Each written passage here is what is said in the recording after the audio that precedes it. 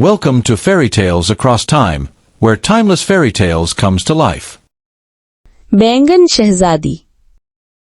एक दफा का जिक्र है। एक हसीन और पुरअसरार जंगल के बीच एक छोटी सी झोपड़ी में एक बूढ़ा किसान और उसके बीवी रहते थे। वो दोनों निहायत गरीब थे। किसान दिन भर खेतों में मशक्कत करता और घर के लिए खाने पीने की चीजें जमा करता।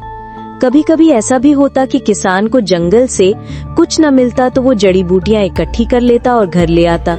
वो और उसकी बीवी इन्हीं जड़ी बूटियों पर अपना गुजारा करते। एक दिन किसान को जंगल में एक बैंगन का नन्हा सा पौधा मिला। बूढ़ा किसान उस पौधे को देखकर बेहद खुश हुआ। वो उसे एहतियात से उखाड़कर अपने बाग में ले आया और वहां लगा दिया। वक्त गुजरता गया और एक दिन वो पौधा बड़ा हो गया। उस दिन किसान और उसकी बीवी के पास खाने को कुछ न था। किसान ने वही बैंगन तोड़ा और अपनी बीवी को दिया ताकि वो उसे पका ले। जैसे ही किसान की बीवी ने बैंगन को काटना शुरू किया तो अंदर से एक मध्यम सी आवाज आई, जरा आहिस्ता काटना। किसान और उसकी बीवी हैरान रह गए। देखा तो बैंगन के अंदर से एक नन्ही सी हसीन लड़की बरामद हुई।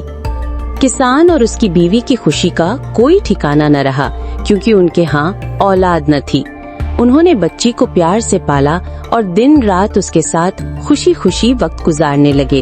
वक्त के साथ वो नन्ही लड़की एक दिलकश और जवान बैंगन शहजादी में बदल गई। उसकी खूबसूरती का कोई सानी न था। एक रोज वो बाग में काम कर रही थी कि महल की एक खादिमा ने उसे देख लिया और जाकर मलिका को खबर दी। मलिका एक जालिम औरत थी जो दूसरों की खूबसूरती से सख्त हसद करती थी और हसीन लोगों को मरवा देती थी। उसने हुक्म दिया कि बैंगन शहजादी को महल लाया जाए। बैंगन शहजादी ये सब समझ गई कि मलिका उसे मार डालेगी। उसने किसान माँ बाप से कहा, जल्द ही मलिका मुझे बुलाकर खत्म कर देगी। उसका जादू बहुत ताकतवर है, उसका मुकाबला नहीं किया जा सकता। लेकिन जब मैं मर जाऊं तो मुझे जंगल के बीच एक मकबरे में दफना देना। अगले दिन मलिका की खादिमा आई और शहजादी को महल ले गई। मलिका ने शहजादी का शानदार इस्तकबाल किया और बेहतरीन खाने का इंतजाम करवाया, मगर उस खाने में खुफिया तौर पर जादू मिला दिया। शहजादी ने खाना खाया और अपने कमरे में जाकर सो गई। मलिका जानती थी कि ये आम लड़की नहीं, इसलिए रात को उसके पास गई और धीरे से पूछा, बैंगन शहजादी, तुम्हारी जान किस में है? शहजादी ने कहा, तुम्हारे सबसे छोटे बेटे में। मलिका फौरन अपने छोटे बेटे के कमरे में गई और उसे तलवार से कत्ल कर दिया। अगली सुबह शहजादी को जिंदा देखकर वो हैरान रह गई। अगली रात मलिका ने दोबारा जादू मिलाया और फिर वही सवाल किया। शहजादी ने कहा, तुम्हारे दूसरे बेटे में। मलिका ने उस बेटे को भी कत्ल कर डाला, मगर सुबह को शहजादी फिर जिंदा नजर आई। अब मलिका के पास सिर्फ उसका बड़ा बेटा रह गया था। उसने सबसे ताकतवर जादू किया और फिर शहजादी से पूछा, तुम्हारी जान किस में है? शहजादी ने बेबसी से कहा, दूर एक नदी में सुनहरी मछली है, उसके अंदर एक संदूक है और उस संदूक में एक मोतियों का हार है। अगर वो हार तुम पहन लो तो मैं मर जाऊंगी।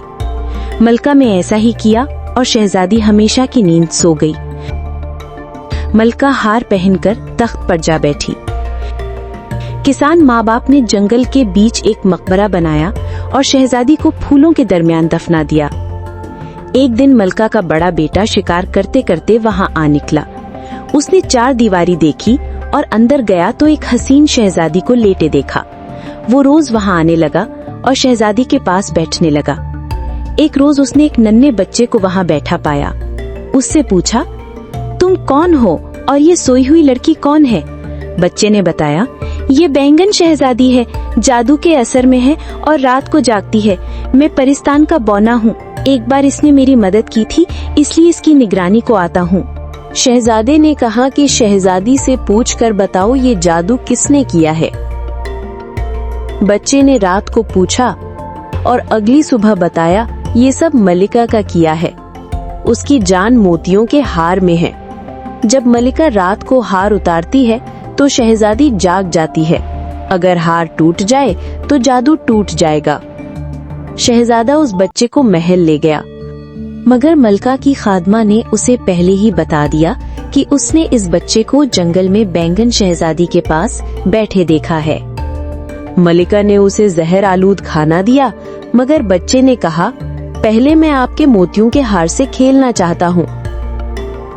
मलिका ने लाचारी में हार उसे दे दिया।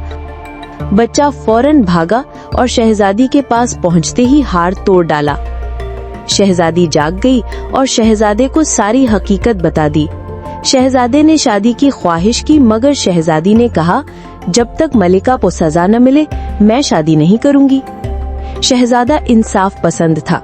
उसने सिपाहियों को हुक्म दिया और मलिका को जंगल के बीच एक गड्ढी में हमेशा के लिए कैद कर दिया। फिर शहजादे और बैंगन शहजादी की शादी हो गई और वो दोनों खुशी खुशी सल्तनत पर हुकूमत करने लगे।